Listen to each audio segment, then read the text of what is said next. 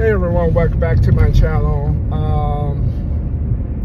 Just saw people, I don't know how people can have car accidents in the middle of regular streets, but they can. Anyway, I want to talk to you about how easy it is to legally have something against you. And you may ask, Andrew, what are you talking about? Well, let me give you a little bit of story, boys and girls. And everything I'm saying, everything has been legally taken care of, so it's no incrimination or anything like that. I had a situation many years ago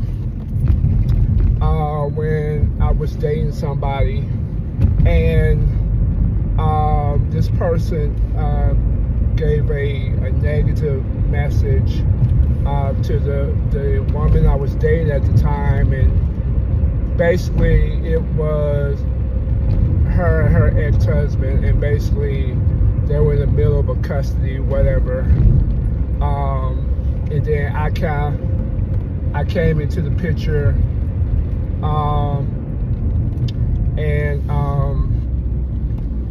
was dating that person. Well, anyway, he called her a bitch or something to that extent, I can't remember, and said and told me about it. Naturally, as a man, I'm like, what? You calling my girl a bitch? Oh, I'm a, you know, and I basically told him, like, and I called him, and then it went straight to a voice message, and then I called him and left a message, say, yo, let me tell you something. I don't care who you are. Don't you ever call her a bitch. If you ever say that, I'm gonna come and whip your ass. And that was it.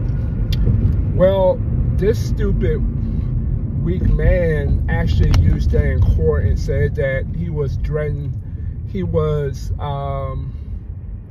fighting for his life, and he was afraid for his life.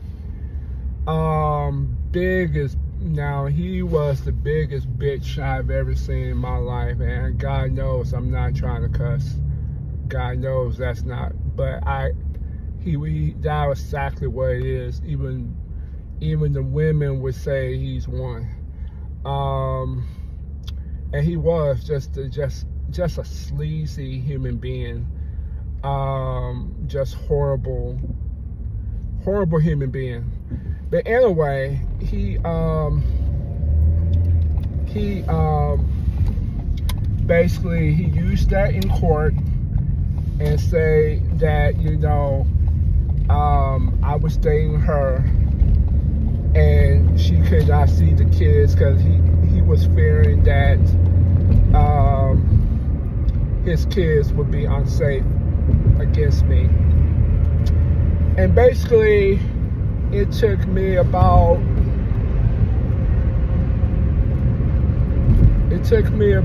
6 months to clear my name. I never had that happen. I have been called names. Most men be like, what? You ain't gonna do nothing. I'll beat your ass. You know, men, we do that. But this particular man was, I mean, he beat on women, but, you know, any type of real man, he'd never do that. But anyway, just off a voice message, you gotta be careful. You cannot, listen to me, you cannot say or make any type of innuendos of violence. You can say, you can disagree, but if they have it on text, if they have it on voicemail, or they have it on email, if they have it on Facebook posts, they can screenshot it. You got to be extremely careful what you say and do.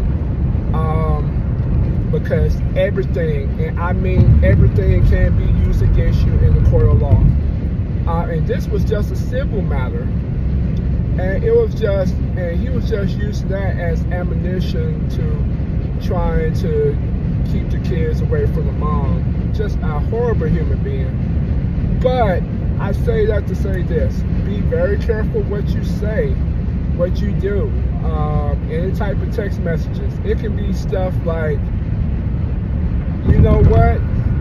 You mess with me, something gonna happen. All that person need to do is file a report and take it to an attorney.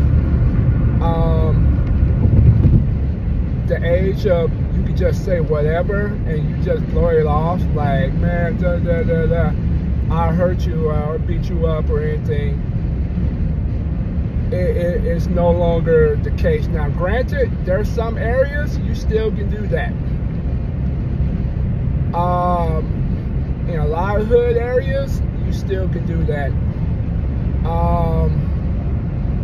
But if there's well-established Karens in the area, there's more of them than you cannot do that. You cannot put that message out.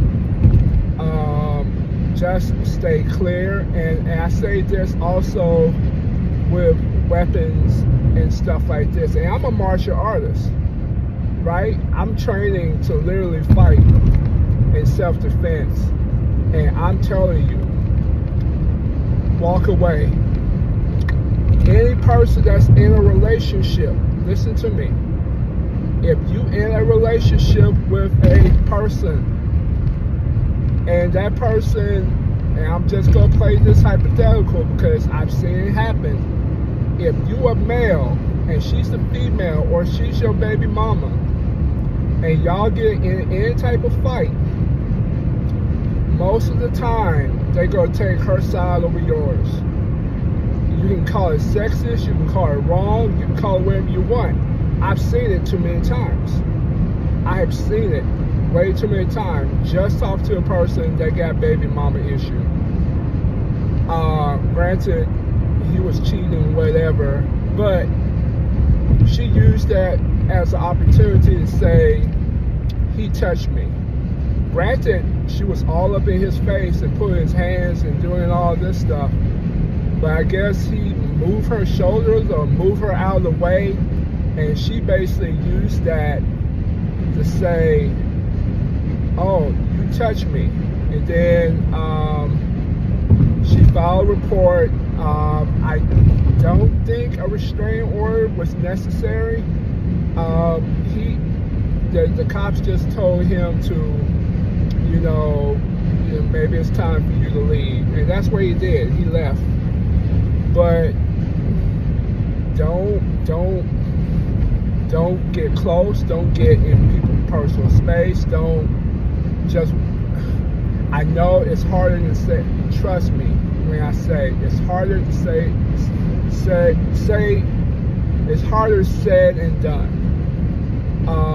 But by all means, walk away from that situation. Don't engage in that situation. If you feel like that person is trying to get you caught up, it don't take much, especially when somebody you've had sex with.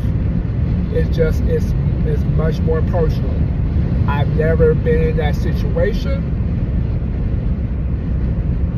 but I have been in situations where this female has called cops and stuff like that. I never had any. My thing is, I'm not gonna argue with you. That's just my thing. I'm just not gonna sit and argue with you. But I have had friends that have had situations of it just don't take much now to get called up legally. And once you start legally fighting, you have to work 2 or 3 jobs just to fight legally and take time off work, PTO time if you got it. It's just not worth it, folks. Just walk away from that situation and live another day. If you feel like that person is a threat, you know, walk away.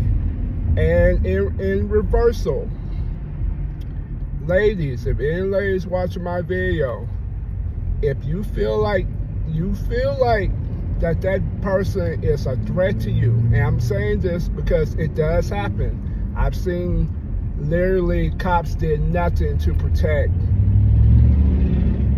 A couple females I know did nothing, filed restraining order, DCF. Only thing that worked was stuff they could use in court and go to attorney. That was the stuff that worked. But it took a lot of money, and if this person wasn't making a lot of money, it would go defenseless. Because to popular opinion, you don't have to be a drug addict or a drunk or someone in our jail to be a domestic violence person. You could be a pastor, a working professional. I have literally seen nurses, director abusing their children, literally abusing their children, and nobody believed it because they were a medical director of a company. I wouldn't believe it if I wasn't there and I saw it with my own eyes. So, you know, it's tough all around. But if you can find someone where you're not in domestic violence, it's best. And you know what?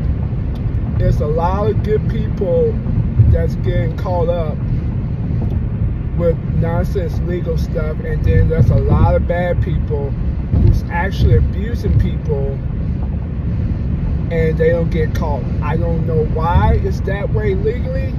It just is. And it's unfair. But welcome to the American justice system. So I hope this story helped. This is not a gun story. This is not a less lethal story or a martial arts story. This is called life story. Use it for what it is, okay?